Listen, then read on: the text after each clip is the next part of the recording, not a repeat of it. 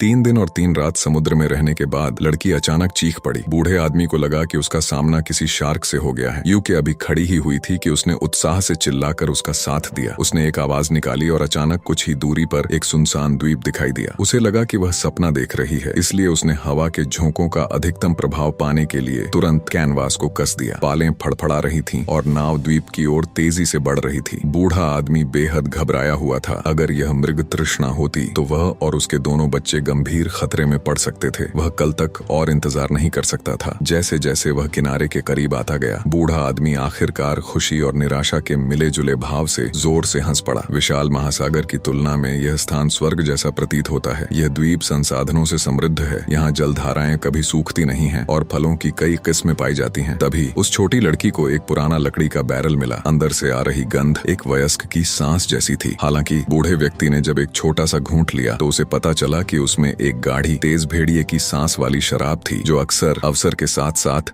संकट भी मौजूद होता है। उस छोटे लड़के को कहीं एक खोपड़ी मिली। भोली भाली लड़की ने सोचा कि यह एक खिलौना है, लेकिन बूढ़े आदमी ने उसका दिमाग तुरंत वास्तविकता में लौट आया। स्वर्ग में भी खतरा हर जगह मंडराता रहता है। इस द्वीप में निश्चित रूप से कोई अनदेखा खतरा छिपा हुआ था, इसलिए उसने तुरंत दोनों वहां से जाना चाहते थे। लेकिन अंदर आना तो आसान था, पर बाहर निकलना बेहद मुश्किल था, क्योंकि वे उस अंतहीन विस्तार को देख रहे थे। विशाल महासागर भूखा होने पर भी कुछ अनुचित विचारों में उलझने और अतीत की उन घटनाओं को याद करने के बाद बूढ़े व्यक्ति को अचानक भय का अनुभव हुआ। जैसे ही वह इस बारे में सोच रहा था, उसके पीछे खड़ी छोटी लड़की गायब हो गई। बच्चे ने एक चमकीला लाल फल उठाया और उसे अपने मुंह में ठूंस लिया, लेकिन बूढ़ा आदमी तेजी से आगे बढ़ा और उसे उससे छीन लिया। उन्होंने जंगली फल आयात किए और उन दोनों को सख्त निर्देश दिए। जंगल में कोई चीज जितनी ज्यादा चमकीली होती है उतनी ही ज्यादा खतरनाक होती है। ऐसे भयावह परिणामों के बारे में सुनकर दोनों स्थिति की गंभीरता को समझते हुए वह दिन समुद्र में बह गया। बच्चे बहुत डरावने थे, इसलिए बूढ़े ने अंततः अपने 2 बच्चों के साथ वहीं रहने का फैसला किया। शायद बच्चों के प्रति अपराध बोध के कारण उसने दिन के समय उन्हें मछली पकड़ने के कौशल सिखाना शुरू कर दिया और जंगल में जीवित रहने के दौरान वे अपनी सुरक्षा के लिए रात में पहरा देते थे। समय बीतने के साथ दक्षिण चीन सागर उन्होंने सभी कौशलों में महारत हासिल कर ली है। लेकिन उस दिन एक दुर्घटना घटी। भोजन की तलाश में भटकता हुआ एक बूढ़ा व्यक्ति द्वीप के दूसरी ओर चला गया। उस दृश्य को देखकर वह तुरंत भयभीत हो गया और अपनी जगह पर जम गया। एक पत्थर पर बिखरे हुए अंगों का ढेर देखकर क्यूइलू घबरा गई। वह रात होने तक भागता रहा और दोनों बच्चों को चेतावनी देता रहा कि वे कभी भी अपनी उलझन के बावजूद उन्होंने उस बूढ़े व्यक्ति पर भरोसा किया और द्वीप के दूसरी ओर कदम रखा। इस घटना के बाद बूढ़े व्यक्ति ने सचमुच सिर हिलाया। उसका मनोबल गिरने लगा, शायद डर के मारे या शायद द्वीप पर जीवन बहुत ही कठिन होने के कारण। उबाऊ, मैं हर दिन आइसक्रीम तब तक पीता हूँ जब तक मैं पूरी तरह नशे में न हो जाऊं। उस रात अपनी भ्रमित अवस्था में उसने घर तैर कर जाने की कल्पना भी की, जब तक कि अगली सुबह तड़के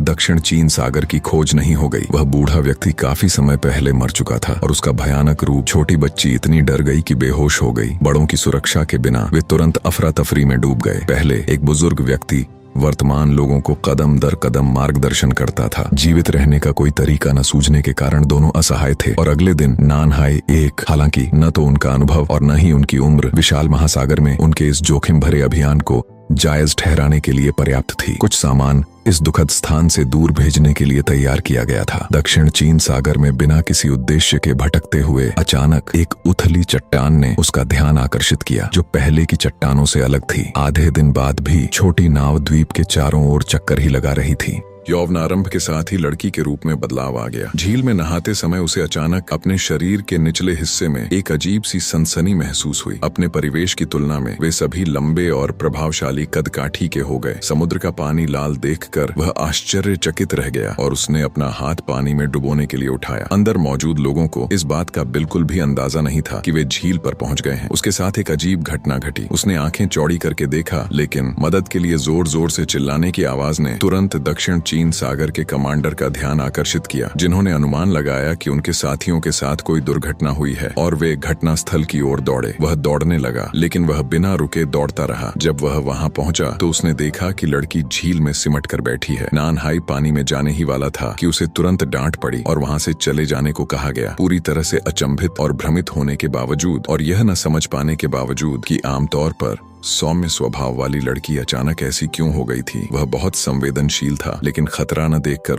उन्होंने कुछ समय के लिए सुर्खियों से दूर रहने का फैसला किया। लेकिन कुछ ही समय बाद लड़की की हालत को लेकर चिंतित नाना हाई फिर से उनके दरवाजे पर दस्तक देने आया। वह स्थिति को स्पष्ट करना चाहता था, क्योंकि उसकी समझ के अनुसार केवल चोट लगने से खून बह रहा है, इसलिए मैंने घाव देखने की अनुमति मांगी। हालांकि यह मामला बहुत ही निजी है। लड़की द्वारा बुरी तरह अस्वीकार किए जाने पर नाना हाई को लगा उसे विश्वासघात का एहसास हुआ। बचपन से ही उन्होंने एक सुनसान द्वीप पर फंसे होने के कारण सब कुछ साझा किया था, लेकिन अब हालात बदल गए थे। वह गुस्से में मुड़ा और चला गया। लड़की के चेहरे पर मासूमियत का भाव था। उसे समझ नहीं आ रहा था कि जो हुआ उसे कैसे समझाए। इस वजह से दोनों के बीच कुछ हद तक मनमुटाव भी पैदा हो गया था, जो इस स्थिति तक बना रहा। दक्षिण चीन सागर में एक विशाल जहाज को देखकर और यह सोचकर कि वे आखिरकार इस निर्जन द्वीप को छोड़ सकते हैं, उनका बचपन का प्रेम संबंध अंततः पूरी तरह से टूट गया। वह तुरंत वापस भागा, लेकिन जब उसने लड़की को यह खबर बताई तो उसे पता चला कि लड़की को पता था कि वहाँ एक नाव है। वह उदासीन भाव से वहाँ से चला गया और उन्हें धीरे धीरे जाने दिया। वे पहाड़ी पर आग जलाकर इस जगह को हमेशा के लिए छोड़ सकते थे, लेकिन अप्रत्याशित रूप से ठीक अहम क्षण में उसे उसके ही लोगों ने धोखा दिया, क्योंकि उस लड़की के पास कुछ छिपाने के लिए था। दक्षिण सागर, जो पहले से ही खरीदे जाने को लेकर नाराज था, अब और भी अधिक क्रोधित हो गया था। इसलिए उसने अकेले यात्रा करने का फैसला किया। नाव बड़े जहाज का पीछा करती रही, जबकि लड़की चुपचाप लेटी रही। पेड़ों की चोटियों से उस हास्यास्पद प्रदर्शन को देखते हुए उम्मीद के मुताबिक अत्यधिक भार से लदी हुई नाव अंततः अपनी यात्रा के आधे रास्ते में ही टूट गई और अधिक देर तक टिके रहने में असमर्थ होकर वह समुद्र में डूब गया और उस अनाड़ी को देखने लगा। यह नजारा देखकर लड़की अपनी हंसी नहीं रोक पाई। सक्रिय रूप से भ्रष्ट दक्षिण चीन सागर की वापसी के बाद उसने सीधे तौर पर वह 2 मंजिला फूस की झोपड़ी में दाखिल हुआ और अपने से संबंधित सभी सामान फेंक दिए, जबकि दूसरा पक्ष लड़की को उसकी निर्दयता पर बहुत गुस्सा आया। इसलिए दोनों ने 6 साल में पहली बार अलग होने का फैसला किया। अंतर मौजूद है। पुरुष महिलाओं की तुलना में जंगल में जीवित रहने के लिए बेहतर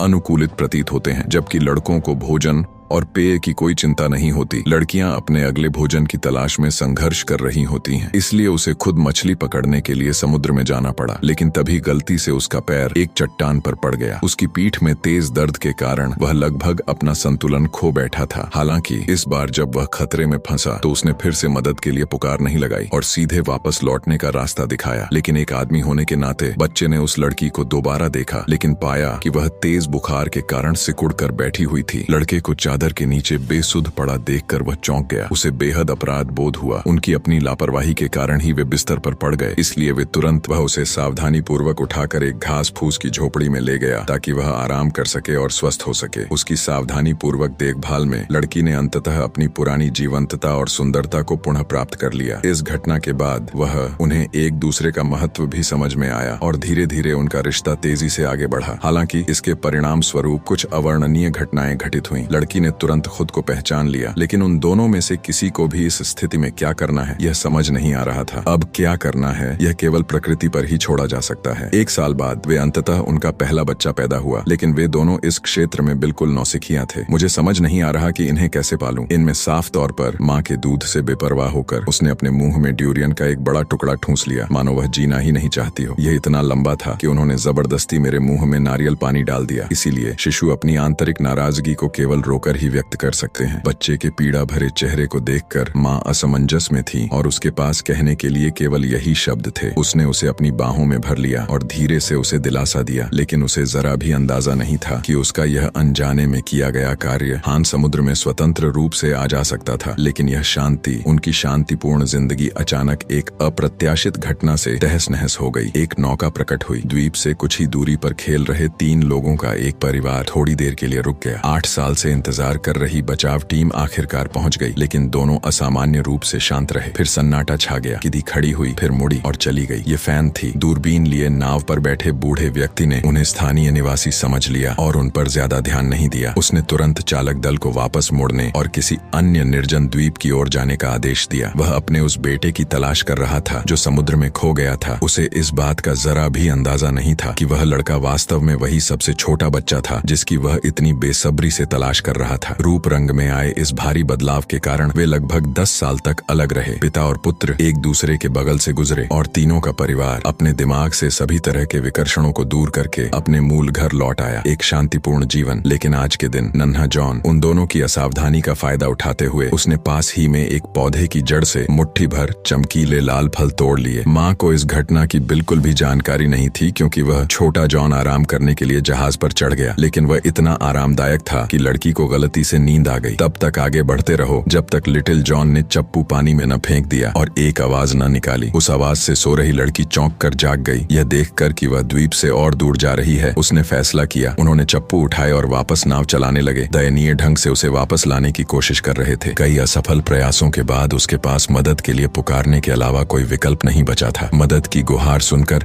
लड़का आगे की ओर झपटा। वे समुद्र में कूद गए। पहले तो उन्हें लगा ही नहीं था कि यह एक भयानक घटना थी, लेकिन लड़की के चेहरे का भाव अचानक बदल गया। उसकी नजर का पीछा करते हुए एक ताकतवर शार्क तेजी से उसकी ओर बढ़ रही थी। यह देखकर लड़का तुरंत वह तेजी से छोटी नाव की ओर तैरी। उसकी बाहें फैली हुई थीं। उस नाजुक क्षण में लड़की ने चप्पू को कसकर पकड़ा और फिर वार की ताकत शार्क के सिर पर लगी, जिससे लड़के की जान बच गई। वे खतरे से बच गए, लेकिन पास ही में एक शार्क घात लगाए बैठी थी, जिसके कारण नीचे जाकर फिल्म बनाना असंभव हो गया। बुरी बात यह है कि हवा की दिशा बदलने के साथ ही छोटी नाव लगातार हिलती रहती है। धीरे धीरे वह द्वीप से दूर होने लगा। लड़का बेहद दुखी था, लेकिन हालात इस हद तक बिगड़ चुके थे कि उसे अपनी नियति स्वीकार करनी ही पड़ी। तभी एक बुरी घटना घटी। फिर जब उसके माता पिता सो रहे थे तो छोटे जॉन ने अभी अभी तोड़े गए जंगली फलों को अपने मुंह में ठूंस लिया। लड़की को तुरंत जाने के बावजूद एहसास हुआ कि बहुत देर हो चुकी है। उसने रोकने की कोशिश की, लेकिन फिर भी एक पौधा निगल लिया गया। कटोरे में रखे उस अनजान पौधे को देखकर लड़का अचानक, किसी ने उन्हें यह सलाह दी थी, इसलिए वे गहरी सोच में डूब गए। कोई चीज जितनी ज्यादा जीवंत होती है उतनी ही ज्यादा खतरनाक होती है। समय बीतने के साथ साथ यह बात सच साबित हुई। जॉन धीरे धीरे बेहोश होता गया और अंततः अचेत हो गया। लड़का आत्मदोष से भरा हुआ था। बचपन से ही एक सुनसान द्वीप पर फंसे होने के कारण उन्हें बिल्कुल भी अनुभव नहीं था और उन्हें सब कुछ अनुभव से ही सीखना पड़ा था। उसकी आंखों में निराशा देखकर लड़की को कुछ समझ आ गया। उसने लड़के द्वारा आधा काटा हुआ लाल जंगली फल उठाया और दृढ़ता से उसे अपने मुंह में ठूंस लिया। उन्होंने एक साथ नरक में जाने का फैसला किया। मूवी यही समाप्त हो जाती है।